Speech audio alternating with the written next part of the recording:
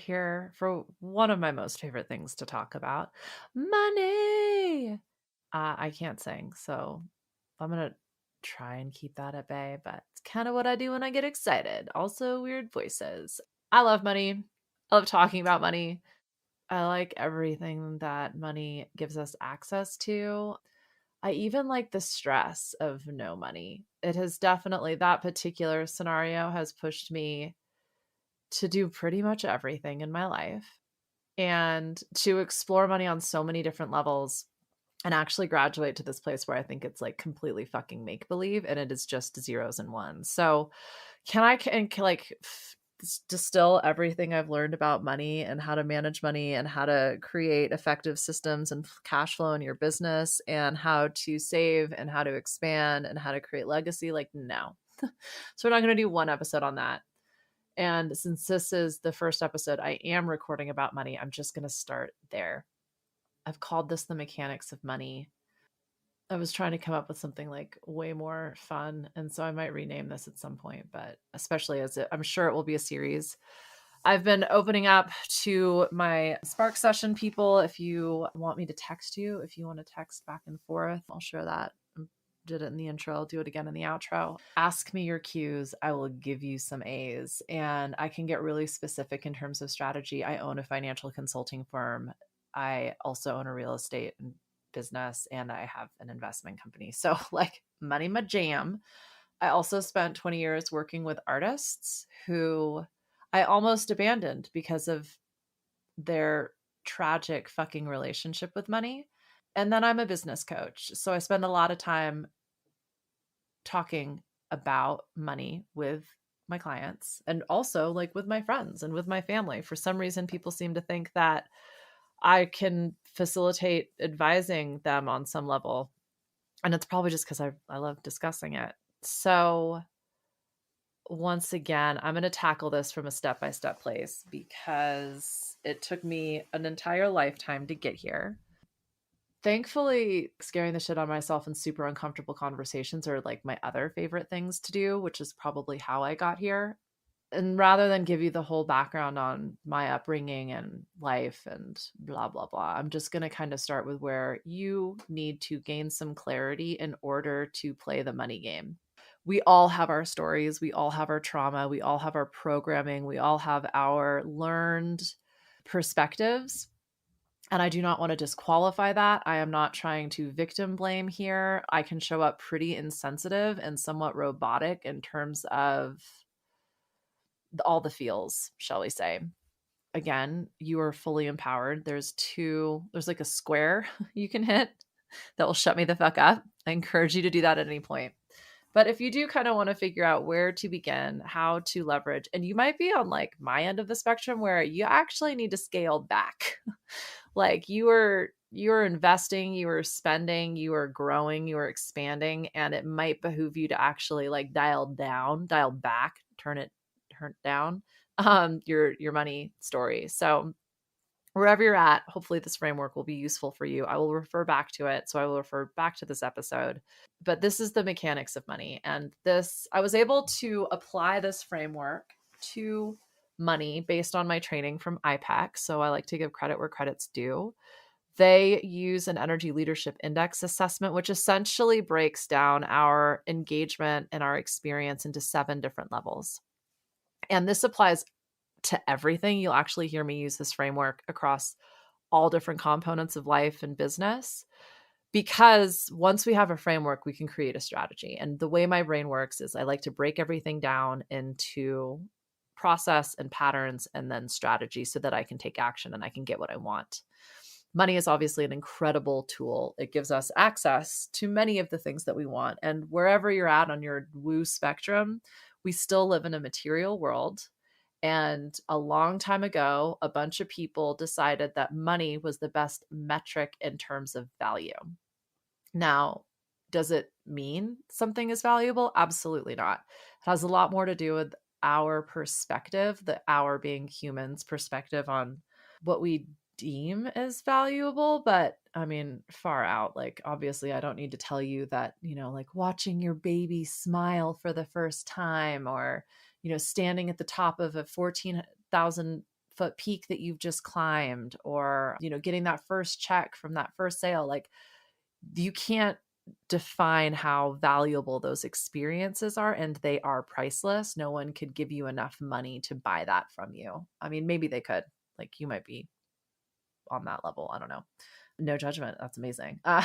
Like, the point being that a long, long, long time ago, we turned what were barterable, sort of tradable experiences, services, and essentially products into a monetary definition of value. And we've kind of just run.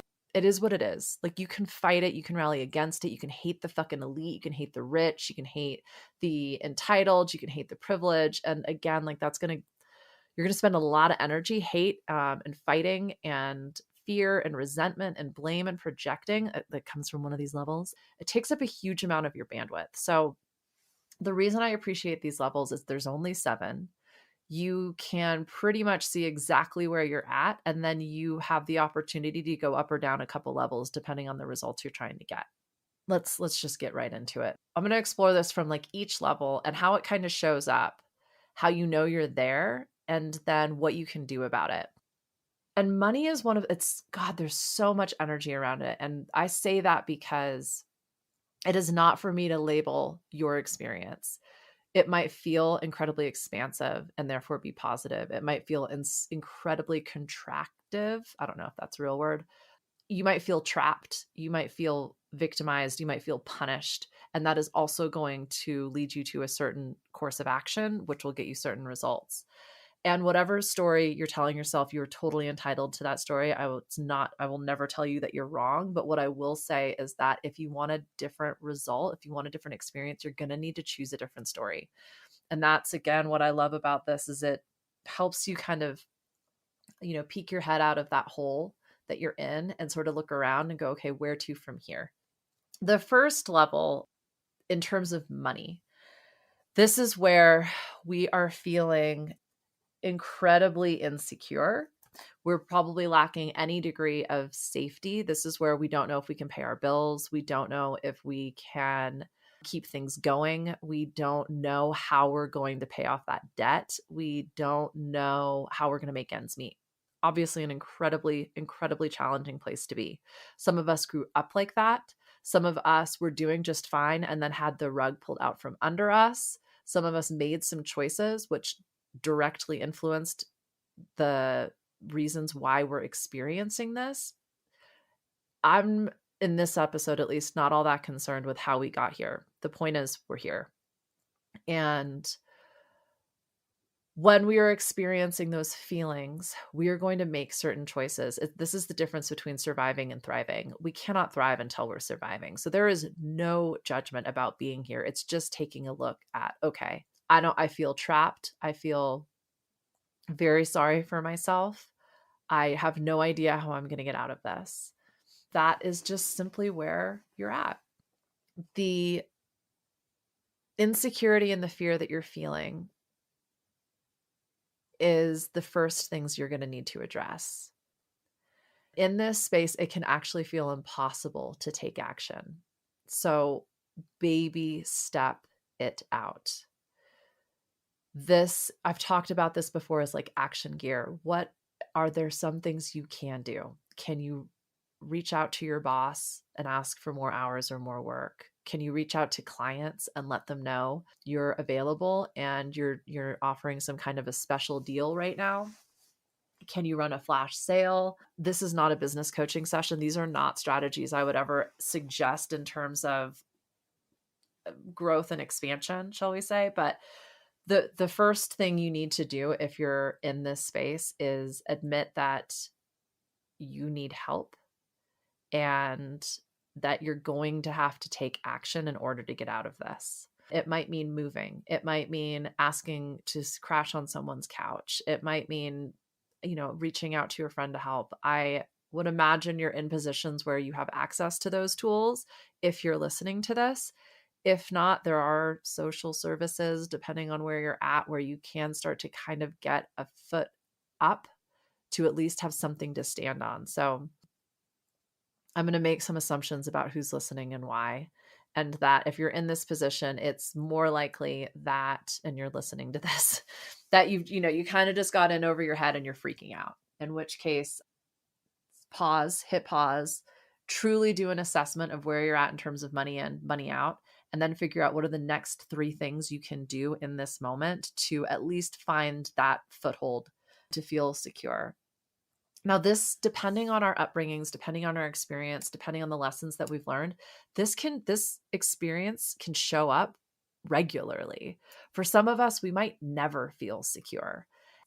This only applies, this true reality only applies if you cannot eat, if you do not have shelter, if you have no clothes on you, if those thoughts of fear, like, oh my gosh, you might be homeless, oh my gosh, you might not be able to provide for your children, if you look around and you have the ability to take care of those basic security, basic need, think Maslow's hierarchy of needs, the bottom rung there, then those thoughts and feelings are a reaction. They are a default tendency trying to protect you, and it is not real. That will start to move us up the ladder, but it is very easy to tell yourself that you are not going to be able to survive if that has been your experience. If you have ever experienced that lack of security and safety, your brain will go there 100% to try and protect you. It doesn't mean it's real. It will keep you from achieving anything you need to achieve. I think that's all I really have to say about level 1. Again, I'm assuming that if you're listening to this, it's situational. If not, please take the steps you need to get help. Please reach out to me, whatever I can do. So I'm going to move on from level 1. Now, level 2 is where we kind of start. We're not in level 1. Level 1 is a pretty debilitating, very challenging place to be. No one likes being there, or it's even hard to be around that energy. Level 2 is similar in that it's hard to be around, but because that's where like blame, it's the government's fault, it's my stupid employees' fault, it's my customers suck, like that's how kind of level 2 shows up. It's where blame, resentment, projection, like this is everybody else's fault that I'm here, and greed. This is where we start hoarding. This is where we feel like there is not enough and I got to get mine and I don't give a fuck what happens to you.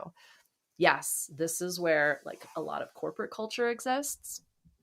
I certainly witnessed this in a lot of my family members who have more than enough, but it's it's actually this mentality that has created that more than enough, but they can't share. They are continually freaked out about what's going to happen, and so it's like this like going to war, going to battle. It's kind of like you got to suit up every day and get into the fight. You're here when you're comparing yourself to others, when you're bitter about other people's success and you're telling yourself you deserve it just as much as they do.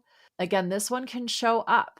And if you're used to fighting for what you've got, if you have been bullied, there are a lot of reasons why our brain will default to this space to protect ourselves.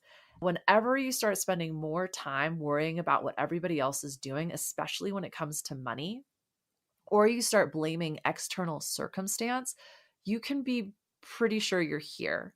And again, when we're just trying to survive, we're not going to be capable of making the decisions we need to thrive, to grow, to expand. And that's really like actually a lot. You can achieve a lot with this energy. But like I kind of said before, it takes up a huge amount of your bandwidth. Think of it like a song. Level 1 and level 2 are like the bass frequencies. So they are physically affecting. You can hear them from a mile away, like it's like if someone shows up with a lot of 1 and 2, you can feel it. You don't even have to have a conversation with them about it. And it's like 80% of the song. Like the bass takes up so much. Like, have you ever turned the EQ down on bass and then like suddenly all that, like you can like hear the backing vocals and you can hear like, oh, there's actually like a rhythm guitar and a lead guitar. Oh, like, you can hear like almost different melodies and potentially like different production melodic lines kind of popping in. The bass is incredibly important, for some of us, like it's all about that bass. You've got to find that balance. And the challenge is if you turn up the bass too high, you can't hear anything else, right? It'll also like fucking tear your speaker cone and like knock shit off shelves and stuff. With level 2, if you're going to battle, if you're spending a lot of time thinking about everybody else and all of the reasons why this is happening to you, your decisions, your ability to grow your financial wealth and experience is going to struggle, because it is a struggle. After levels 1 and 2, we get to level 3, and I call level 3 like the buffer zone or the launch pad. Level 1 is like, it's just poor me. I'm stuck. I'm trapped. I'm never going to get out of this. Level 2 is like, fuck you. This is your fault. I need to get mine. I don't give a shit what happens to you. Level 3 is like, okay, well, I can take responsibility. I can budget. I can plan. I can, limit my spending. I can cut costs. I can be responsible about this. And honestly, that can be from a money perspective, a powerful place to move up to, or a powerful place to move down to. Level 3 is like a huge relief after level 1 and 2. We just essentially, it's about responsibility and useful, but also like if you're just always playing it safe, if you're just only saving, if you're just trying to survive, obviously you're not going to get to that growth and expansion place. So although level 3 feels a lot better, and it's a huge stretch from level 1, like level 3 is the, okay, like I can reach out to my clients, I can reach out to, where the money comes in, I can try and find some other opportunities. I'm not going to enjoy this, it's not going to feel fun, but I can do it. I can go to my bank, I can call my lenders, I can ask for extensions. That's level 3. Also useful, like if you've been investing, if you've been overspending, if you jumped a ton into marketing and sales and you just didn't get the results that you want, level 3 is a good place to sort of reevaluate from and go, okay, where to from here? Level 3 is useful when you've kind of been in like a manic. I deal with this with a lot of my visionaries and artists, is they kind of get obsessed with a new project and things can get a little out of control. And rather than looking at that like a negative, like we've done something wrong, because it's a total high when you're there, when you're in that flow and that creative space. Like level 3 is where we get to step back into and go, okay, time to ground, time to get real with things. Again, no judgment. This isn't about fucking up or winning. This is just about like sticking to the plan, getting back to basics, and grounding. And hopefully you're familiar with that, but just, like putting your 2 feet on the earth and taking some safe, logical, strategic steps forward. So level 4 is where we can use money as a fantastic tool. So this is where we really start to go, oh, I can invest in myself, I can invest in others, I can give. With money enables me to create the impact that I want in this world. And of course, the downside of level 4 is when we're overextending, when we are giving to the point where we can feel resentful or like a martyr. Just be careful with level 4, because typically people who are operating from this place are incredibly generous and can sometimes be using that generosity to manipulate. And so you're giving in order to get. As long as you know that that's your dominant place and you are totally like, you lead with your heart and with love and with compassion, just be aware you're not giving to manipulate the situation. So, like, I'm just going to use an example for my parents. My dad helps my brothers a lot and in return expects love. It's this kind of vicious cycle where he uses money to try and control the outcome of my brother's behavior. And then they don't give him what he's looking for, and he gets shitty and pissed off and then gives them more money, and they repeat the cycle. So it would be fabulous if you were just, helping them out because they needed some help, or giving because like he wants to contribute to their larger goals in life. But then, he wants to have a say in how those goals are unfold and like what they do with that money. And then they get resentful and bitter about that. I mean, I don't think I have to explain this too much. I'm sure you've witnessed this behavior. If you give just to give, fantastic. Keep doing that. It feels amazing. One of my business mentors, went from, I want to earn 6 figures to I want to give 6 figures. And I think that's a fantastic way of kind of looking at it.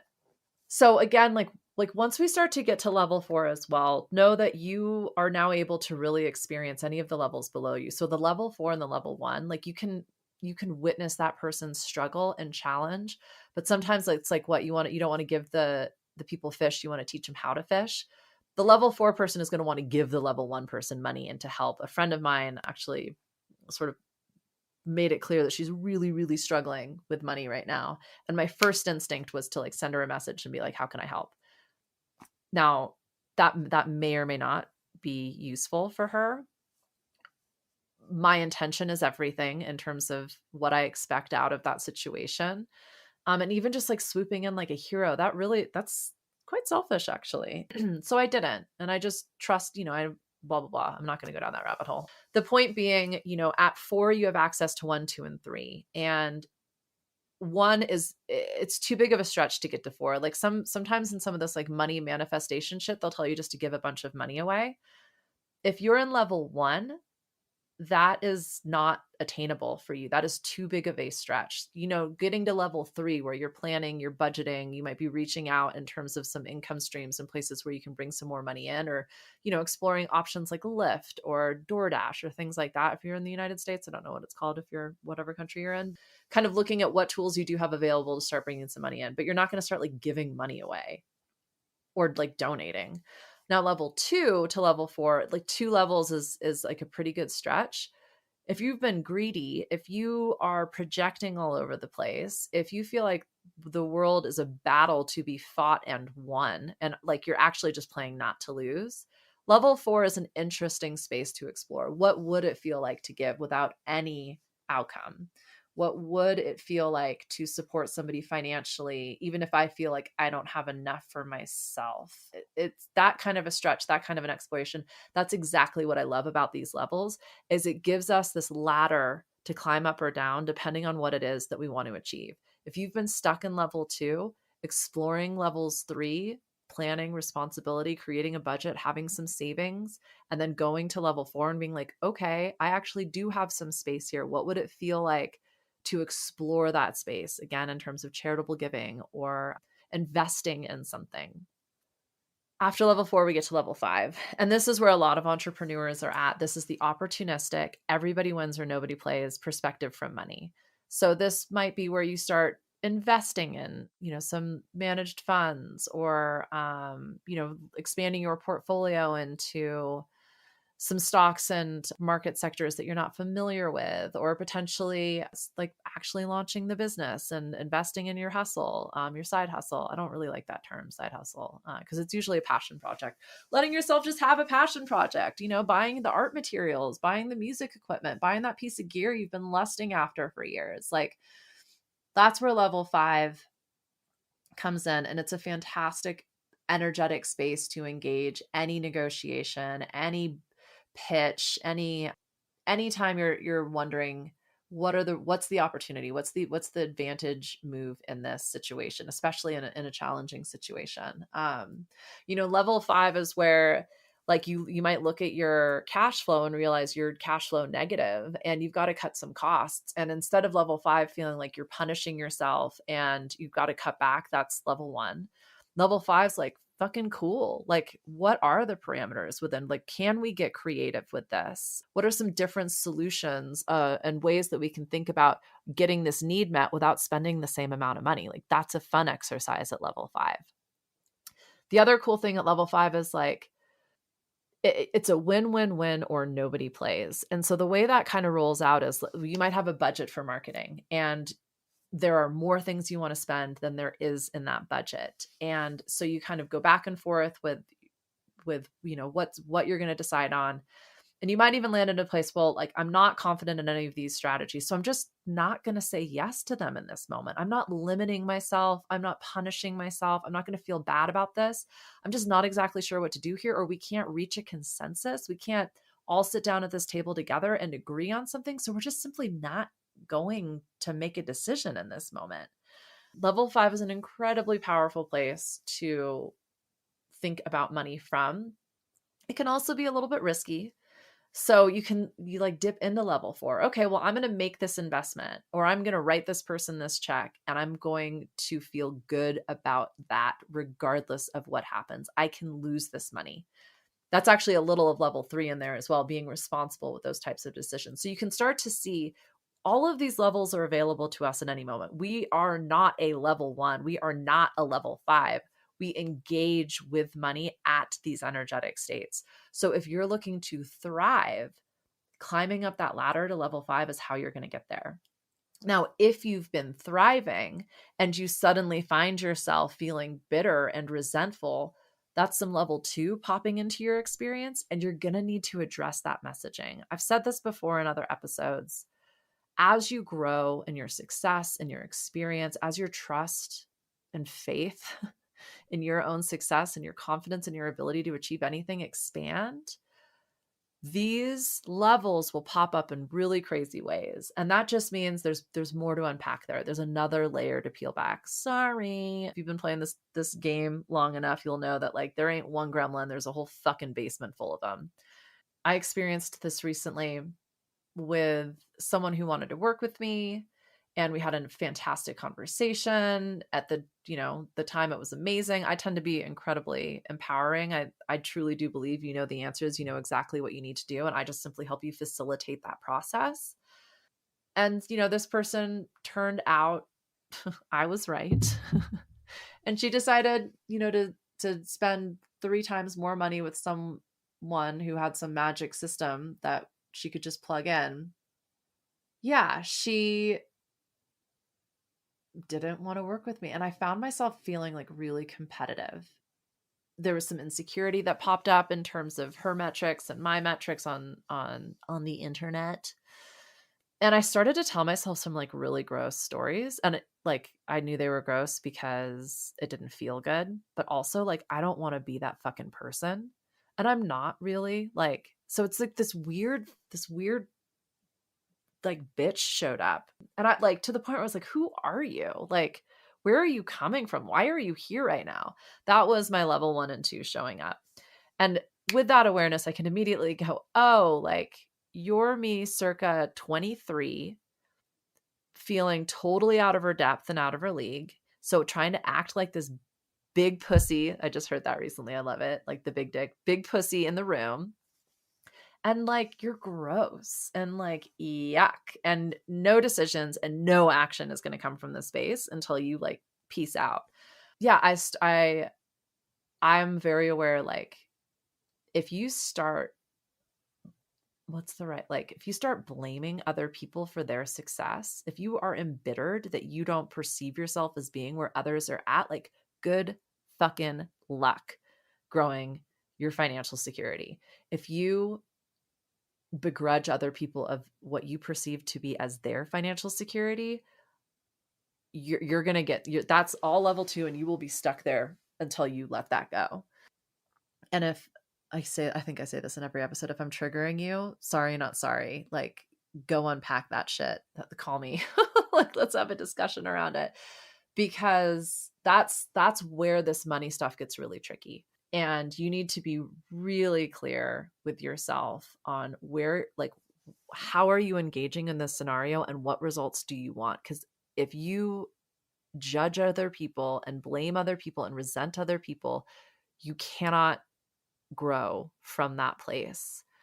And with that energy, the bass is all turned up and you can't even hear the vocals, right? So it's totally fine when that pops up. It just gives you an opportunity to unpack some lessons, some learning, some programming. Shouldn't say unpack, like to deconstruct. There we go. Deconstruct some lesson, some learning, or some programming that's just not working for you anymore. And that could take an hour, that could take a month, that could take years. There's no right or wrong, better or bad, good or worse. That's what I love about these levels. It's just an energetic, that's just an attitude. It's a perspective. It's a habit, and you can change it. You can change it in the moment. You can change your experience. So level 5 and level 2 actually kind of show up pretty similarly, because they're both There's a lot of stuff, there's a lot of action occurring, but it's just coming from completely different places. And level 5 is expansive. Level 2 is, it's almost like cannibalistic. It's like you will eat yourself and everything around you. So I love level 5. I engage here a lot. I can make some really risky and sometimes bad decisions as a result of my dominant level 5. So always useful for me to kind of check in with my level 3 and also my level 4. Like, why am I really doing this? What do I hope to get out of it? Do I have control over that? Okay. Now, level 6 is when we really get into that dream, that trust and that faith. This is where you hear all the money manifestors, the magic money people. Like, they're like, money is currency. It is literally flowing everywhere. And all I have to do is grab it. I can make money fall out of the sky. Money grows on trees. That's what's happening at level 6. That belief, that steadfast knowing takes practice and trust. I can say when you are there, it's magic. Like, it really does feel like money just flows effortlessly to you. But firstly, you have to believe that's a possibility. And so if you're like, that's bullshit, people who live in this paradigm are bullshit, you always have to be planning and strategizing and working and like, cool, I completely agree with you. And then the reason that some people are able to build the type of success that you envy is because somewhere inside of them, they know that money is everywhere. It is abundant. It is flow. And also it's completely, this is level 7. It's completely fucking make believe. I'll get there in a minute. So level 6 enables you, even in the most stressful, most level 1 or level 2 inducing experiences, you still know you're going to be okay. You're going to get through this. Now, if you've never been okay or ever gotten through it, you're going to need to go through to your level 1 and level 2 and deconstruct that. Where did these lessons come from? How can you build a baseline level of security in your experience so you can get out of your 1? But when these pop up periodically, it's just your brain trying to keep you safe. It is defaulting to very old programming. That's why it doesn't feel like helpful. You know you're at a level 6 when like shit just stops phasing you. Anytime you are phased, it doesn't mean you can't call on this level 6, especially if you're familiar with this experience. It just means there's something else there to be deconstructed. And that's actually a fantastic opportunity. It can feel very painful, very challenging. I'm not trying to bypass your experience. What I am saying is that I'll actually use another example. One of the properties I unloaded during that year that we will not mention, it was an incredibly spontaneous, totally irrational, illogical decision that came from sort of a gut hit, a ping, if you will. I literally heard a whisper during proper quarantine lockdown, like, you should sell your house. And I was like, what the fuck? Like, who? No. And then I started doing my research and I was like, actually, and long story short, like, everyone tried to talk me out of it, but I was actually practicing intuition and kind of going with some gut instinct things. Yeah, fast forward, what was the most tumultuous, difficult sale I've ever had. And I don't know how many properties I've bought and sold, but I mean, I could count it, but that's boring right now. In the end, it went ahead, and I had told my agent like what my bare minimum was in terms for me actually going ahead with a sale, because money, that's another thing. It's not emotional. If you're emotional about money, that's you. Money are zeros and ones. We'll get into that in level 7. But so I told my agent my bare bone number, and I've worked with this agent on several properties, and so he and I kind of skipped all of the details, if you will. And so when I got the closing statement, i.e., like at the end of escrow, and I'm in my house by myself, actually, with a notary public who's like, in like hazmat gear. And I look at the numbers and I was like, oh my God, this is $50,000 short of what I was expecting. I was still $1 higher than my like target amount, which was not, I mean, like, let's be real here. It was a significant amount of money that was made, but $50,000 is a lot of money to be wrong about.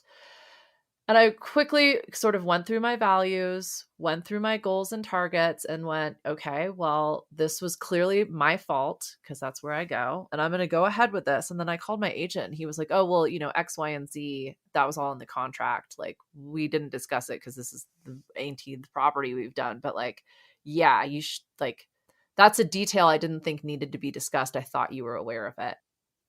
So the notary public left and I just like crumpled onto the floor. And I knew I was like too upset in that moment to even get into it with my agent. I just wanted to make sure that like the numbers weren't wildly off. And he was like, no, that's exactly what's supposed to be happening. And I was like, holy fucking shit. How did I fuck this up so hard? And so I'm sitting there on the floor crying and, it's just me. Like the theatrics are doing nothing for no one. I had a client call. I feel like it was in like 15 minutes and I'm laying there. And again, that voice kind of popped in and it's like, what if with perspective, this is everything that needed to happen for that next opportunity you can't even see. And I was like, that's an interesting way of looking at it. That's level 6. Level 6 is going, even though this fucking sucks, what if this is exactly what's supposed to happen? And I can just choose to believe that.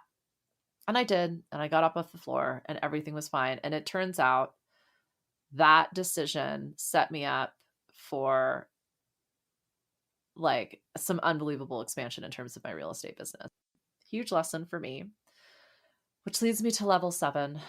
Level 7 is like money is fucking make believe. And a bunch of people way back when decided that doctors should be worth more than teachers and oil is worth more than water, although that's changing. And it doesn't fucking mean anything. Your value is not determined by a dollar amount. Your work is not, gosh, what am I trying to say? Like what you do for work and the impact that you make on this world is not determined by a dollar amount. And like if you think about like charity workers, like a friend of mine has just started working with kids who are, on the spectrum in terms of their diverse neuro abilities. And I think she's making like minimum wage. And it's just unbelievable what we've decided gets to be paid $500,000 a year and what doesn't. And because it's make believe. Read this book, Talking to My Daughter About the Economy. Greek economist wrote it, but it really reminded me. I'd always been aware, like when you look at like the crash in 2007, 2008, the crash in the late 90s, early 2000s, like those crashes happen because money is make believe and people allowed the zeros and ones to influence their own sense of security and safety. And again, I'm not trying to say like if you lost your home, if you lost your job, or if you lost your retirement account, like you fucked up, you chose this. That's not what I'm saying at all. All I am saying is that we've let money tell us what's important and what is meaningful and what will make us feel a certain way. And that's completely make believe. And level 7 knows that. So level 7 is incredibly valuable because you have access to every single level. Like you can truly experience it. At level 1, all we can feel is level 1. And level 1 and 2 are just incredibly insular. It's all about like me, me, me, me, me. Level 7 is like that knowing that if you're successful, I'm successful. If like there's enough, we can all eat from the same pie. I don't mean that we all have access to food because that's not true. But what I'm saying is like the bigger the pie, the more slices, right? Level 7 is just that idea. It just helps us remember that those priceless experiences, like money can't buy them. And your value is not determined by your income. Your business's success.